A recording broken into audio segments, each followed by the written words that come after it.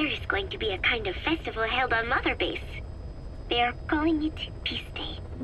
Snake and his men may be without a nation, but they are still an army, and that means sometimes they have to fight the bad guys. Of course, they should not fight at all. It is obvious to me that any problem can be solved with reasonable discussion. Maybe Snake and the others think so too, because the idea is to set aside war for one day a year and relax in peace. I do not know how it came about, but apparently Snake and Miller got the idea while they were talking, and everyone on Mother Base went along with it. To think that deep down they all share a love of peace, that makes me happy. But never mind that. Somehow I have ended up singing on stage. Miller was all, "Come on, both our names mean peace. It will be great." Why does that mean we have to be in a band?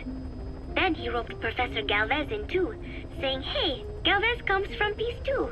We are the perfect act." I am not sure Miller really understands the origins of the name Galvez. But then again, you always have to take Miller's talk with a grain of salt. What I cannot believe is he went and told everyone we'd be performing together without even asking my opinion. Now everyone thinks it has all been decided. I like to sing, but I have never had to perform in front of a crowd. I do not think I'm up to this. But everyone seems to be looking forward to it. I guess I would hate to let them down. And anything is better than letting Miller sing. Oh, that was mean. Miller said he was going to write a song for us. I wonder what it will be like. It is funny. The more nervous I get, the more I find myself looking forward to it. The whole base is busy getting ready for Peace Day. Miller has finished writing his song, so I went with Professor Galvez to listen to it. Miller was really into it, humming away as he played the song on his acoustic guitar. But the song melody did not match up with the guitar chords at all, and it sounded more like a mess than music. Miller's very enthusiastic, but I think he's tone deaf. I guess the guitar backing sounded good at least. But as I was wondering how to break it to Miller, Professor Galvez took out an odd instrument. It was just two antennas sticking out of a box, more like a radio than a musical instrument. He said it was invented by the Soviets, but why would Professor Galvez own a Soviet-Russian instrument? I asked him, and he told me music has no borders. Well, I cannot argue with that. Good music is something people of any nation can appreciate. Why not abandon war and just make music together? But anyway, the professor offered to try playing the melody on his instrument in time with Miller's guitar.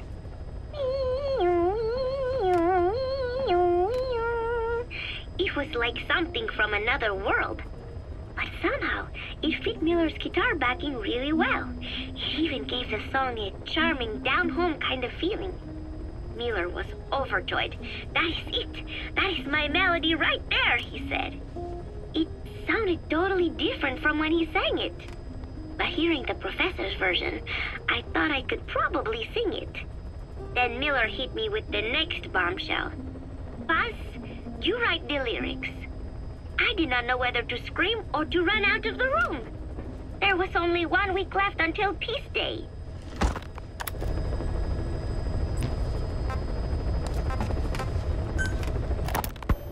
So, as if putting me on stage to sing was not enough, Miller even expected me to write the lyrics.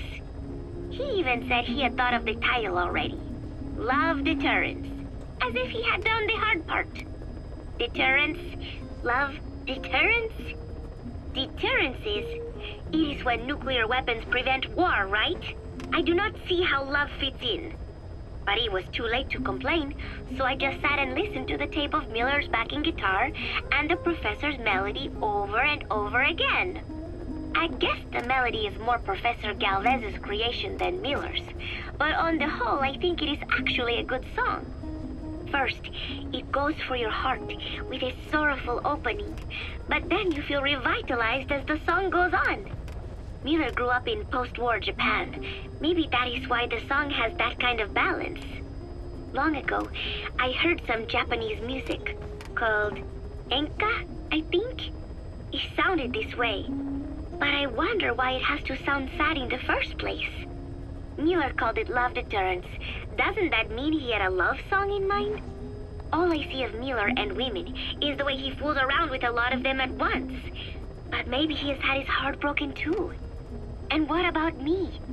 I found myself thinking about Chico and Snake as well. I know Chico has a crush on me, so naturally he should come to mind. But why Snake? He saved me, and I feel indebted to him. But I thought that was all he meant to me. Why does my heart flutter when I think of him? It is embarrassing to be unable to control this emotion. There has to be a way to suppress it, to forget it. But maybe that is what love deterrence is? With that thought in mind, I went to my desk and began to write and write.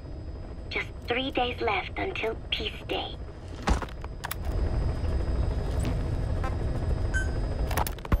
I finally had a decent draft of the lyrics, so I showed them to Professor Galvez first.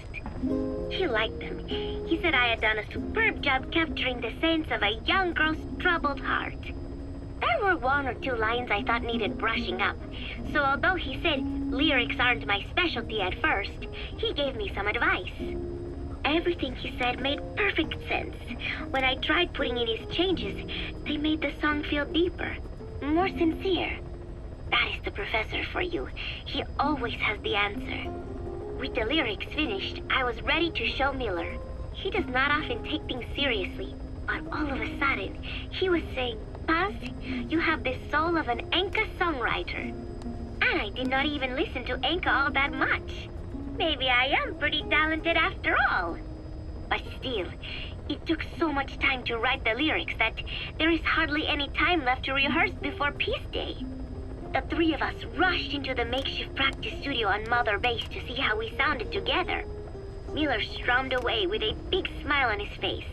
I sang the main melody, and Professor Galvez improvised a backup melody. I know the professor is smart, but is there anything he cannot do? And Miller's guitar playing sounded a lot better now that he stopped singing. But I can hardly criticize his voice. I thought I had learned the song well enough listening to the tape as I wrote the lyrics, but I had trouble with the pitch and kept missing the rhythm.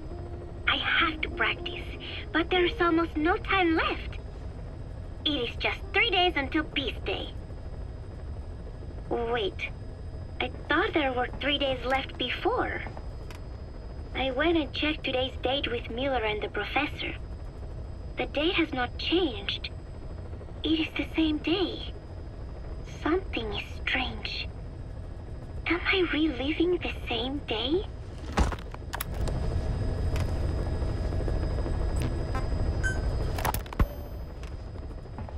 Peace Day never came. Every morning I wake up expecting it to come, but it is always 3 days away. That cannot be it. I have not woken up at all. It is just a dream. It is all a dream. I am in it, and you are in it too. I am the dreamer, but you are having my dream. Do you get it now? You do, don't you? Peace Day never came. With 3 days left, I followed my orders from Cypher and launched the operation. I hijacked Zeke. I fought Snake. I lost and was thrown into the ocean. I survived, but I was captured by Cypher. How happy I would have been if they had let me die then and there. But wishes do not come true. We just cling on to our dreams, our phantoms, mine and yours. But I think this one is coming to an end. After all, you have figured it out now. You can kill Skullface, murder Huey, slaughter Zero, burn the whole world down. And it still won't bring me back. Me, or any of the dead. And that was our business. War. We bought our daily bread with money paid to us for killing. Maybe us getting killed was just balancing the scales. You know, Mother Base was never the heaven we wanted it to be. But I was still happy to have lived with everyone there. It was such a short time, such a hypocritical peace. But while I was on Mother Base, I was happy. So, I hope I am not the only one who looks back on those days with happiness. There is more to remember than hatred and rage. But of course, this is you thinking that I should think that. It is no mystery now. I am just a phantom, a fragment of the mind you have lost. The real me died a long time ago. But even so, more so, I can tell what you are really feeling. The real emotion that is locked away at the bottom of your heart. Let it fly out. Let it guide you. Live. I think it is my job to tell you that. Caution, That is why I rain exist. approaching. So this tape is the last one. Once you are done listening to it, I am one phantom limb that will be gone for good. My flesh, my bones, joining the silt on the ocean floor. But do not forget, as long as you remember me, I will always live within you. Not a phantom limb or a phantom anything. As part of your heart. I will always be your angel of peace. So I know exactly how to finish.